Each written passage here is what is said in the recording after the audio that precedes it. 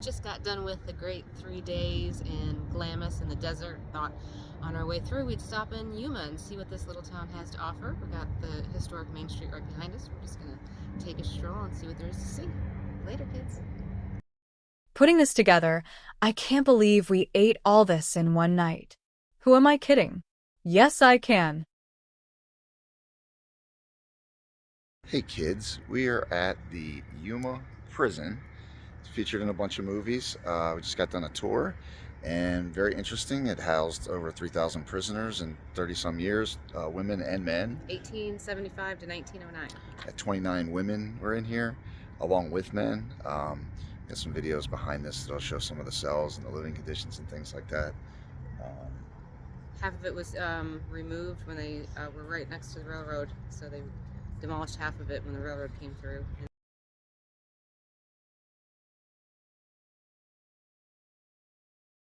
So they kept these prisoners in a 9x12 cell, sometimes as many as 6 people per cell, with just a bucket to go to the bathroom in. Nasty. This is one of these 9x15 cells where they would house prisoners.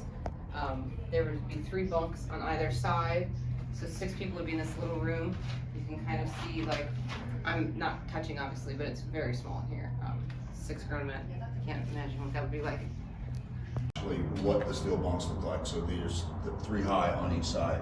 This is one of the original, just steel bunks with just plywood. It's really slept. So this is the dark cell where they would put people in solitary for up to 100 days, they said. Just bread and water. With just bread and water. Stripped to their underwear.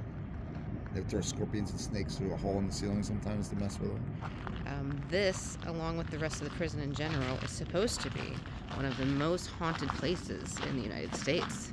So let's see if we can find any ghosts.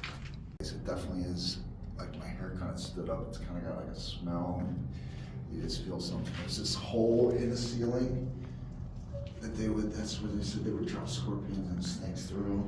You could just tell how dark it would be in here if that door was shut.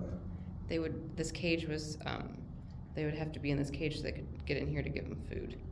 Without them rushing the door. Yeah, so they were in a cave in a cage. And sometimes they would put multiples of these people in this cage. There would be numerous guys in the same cage. Creepy. This is the railroad that came through in like the 20s or whatever and took out some of the prison. And then after it got kind of abandoned, the high school actually moved in. And so their high school, the Yuma High School, is their name is the Yuma Criminals, because the high school was housed here for a small while. It's a nice little park path back to the downtown area. Some people told us, like, why the hell would you go to Yuma? And so far, I think we're pretty pleasantly surprised with this place, huh? Yeah. It's very nice. So.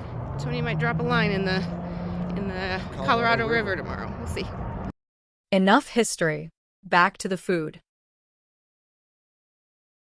Hey kids, we are actually in Mexico in a little town called Los Algodones. Something like that. Something like that, I don't know. I'm probably butchering it, but that's okay. We were in Yuma.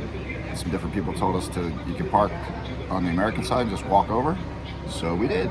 And we were sitting here in this little courtyard and having a beer, eating some stuff. Kelly's gonna shop for some Folkleys.